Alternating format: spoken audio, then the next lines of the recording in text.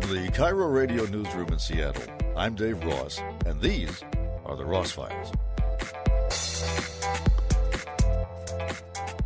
A few weeks ago, we talked with Ari Kohn, who runs a program called the Post-Prison Education Program. Typically what happens is someone serves their term, they're released with a little money and maybe bus fare, and then that's it. No way to earn a living, sometimes no place to live. So what do you think is going to happen, right? So what he has done is to prepare prisoners for their release. And one of the people who participated in that program is Shelly Klier. And Shelly, tell me your story in a nutshell, if you can. I started getting in trouble at a very young age. I went and did juvenile time for a few years. I got out, had a child, my first child. I now have 5. Prior to 2010, I got a total of 14 felonies into prison, 3 times total. Got out in 2010, joined post-prison education program, went into college, straight from work release, and pursued a career in welding. Mm-hmm. Juggled a job during the day and college classes at night, and have been doing good ever since. So you have 5 children? Yes, I do. You're raising them yourself? Yes, I am. That would be difficult under the most favorable of circumstances. But you, in addition to getting the job as a welder, you had to kick a drug problem too, huh? I had quite the drug problem. Yes, I did. And this is what I'm curious about. As you know, there's a big public push to do something about the opioid epidemic, and we've blamed it on the drug companies. What was it that? I mean, everybody knows drugs are dangerous. What drove you to start using them? I had a pretty rocky childhood, and I grew up in a drug house.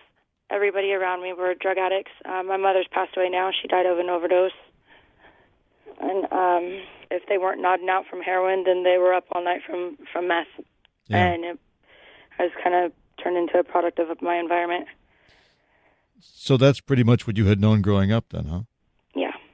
Did your mom ever think to reach out for some help, at least for her children?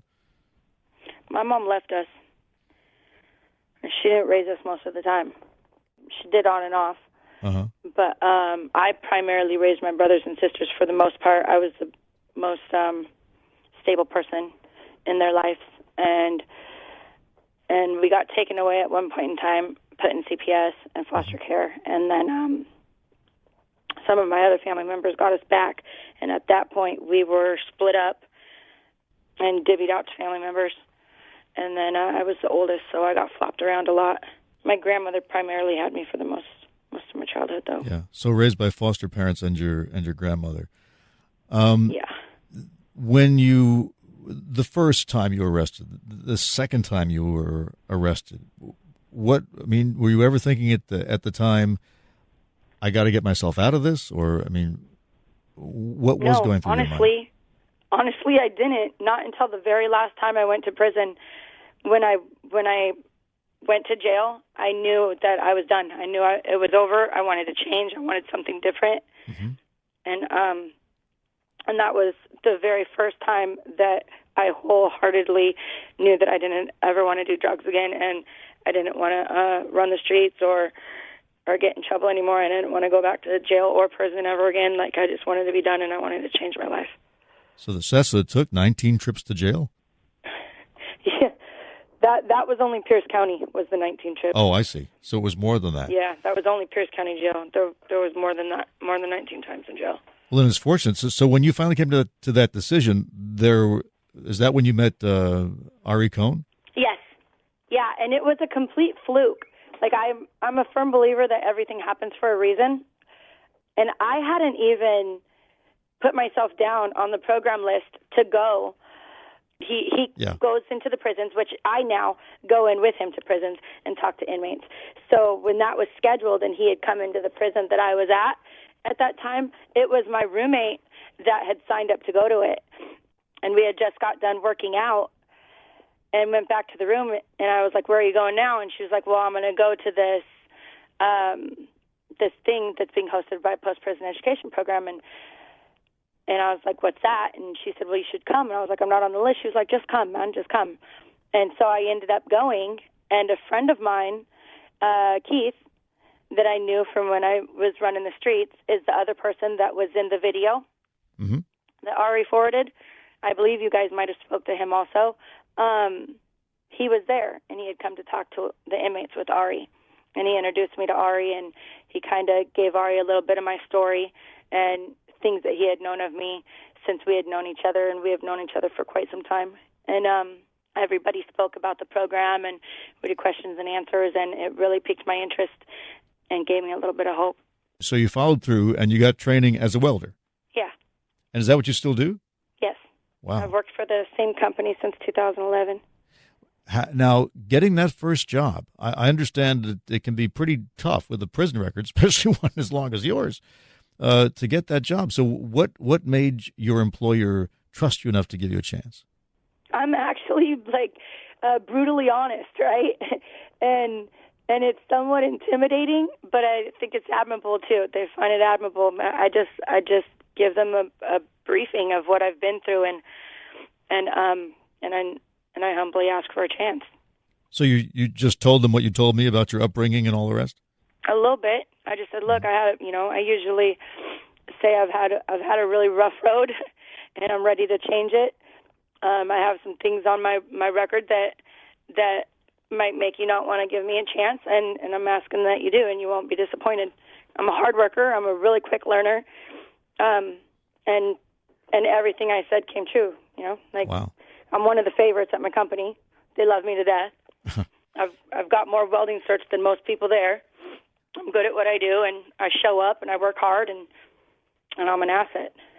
And where did that come from? Because that's you certainly didn't learn that growing up, right? Well, I actually did. Really? Somewhat. It wasn't taught to me, but I taught it to myself. Uh-huh. I had to get up. I had to teach myself how to cook. Me and my brothers and sisters were hungry.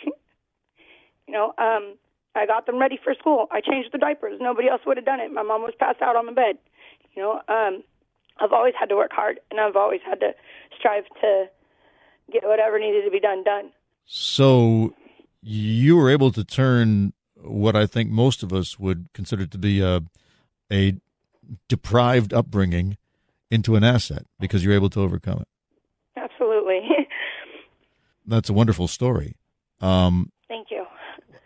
You've now, of course, you're trying to help other people do the same thing. What's the secret? Can you tell me what it was that got you finally, after however many times in prison, to take that first step? Because that's really what's required, right? At some point, you have to wake up and say, "This won't do. I have to make a change." I was reading a book with my friend, my workout partner, not my roommate, but a different workout partner. And I don't actually recall what it was that triggered me to feel the way that I did, but it broke me down inside. Whatever it was that we read, I don't remember anymore. You'd think I would, but and it made me think of my childhood, and it made me think of the memories that I had of my mom and my different family members, and it made me think of my kids, and I didn't want them to have those same memories of me, and I wanted them to have better memories, and I wanted to give them a hope, and I wanted to show them that people are capable of change, and I wanted to give them something better than I had, and I was just determined and still am. So it sounds like having the kids is what, in the end, motivated you. My children were definitely my motivator. Yeah. Well, congratulations, and also for passing it on by becoming a participant in the program. And what's it like to help somebody else who, and I'm sure you can probably recognize parts of your own life and the other people that you help. What does it feel like when you have a success like that with someone else? It's enlightening, to say the very least, and it's just it feels good, and it gives me hope, right? Because sometimes in the drug world, you lose hope. You lose hope of everything. Like, you lose hope of humankind. Like, the people are just horrible people, right? They're not always horrible people, but a lot of them are, and a lot of people lose their morals and don't have no self-integrity and things like that, and seeing people strive to do something different and become better and put themselves in a different place in their life, it's a good feeling. It makes you hopeful.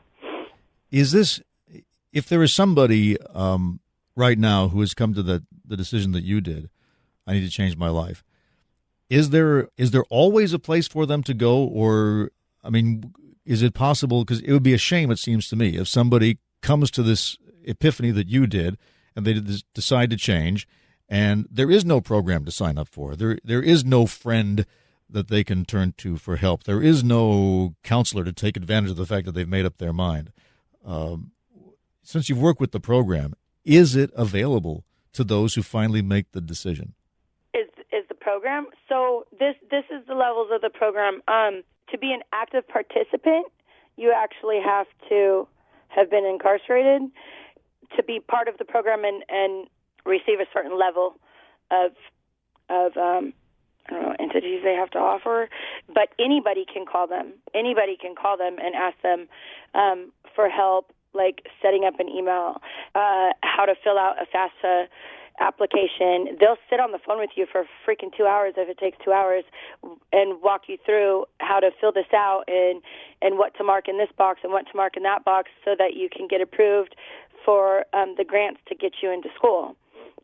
You're more than welcome to come into the office and use the computer. You don't have to be in the program to do that, and they'll help you there on the spot also.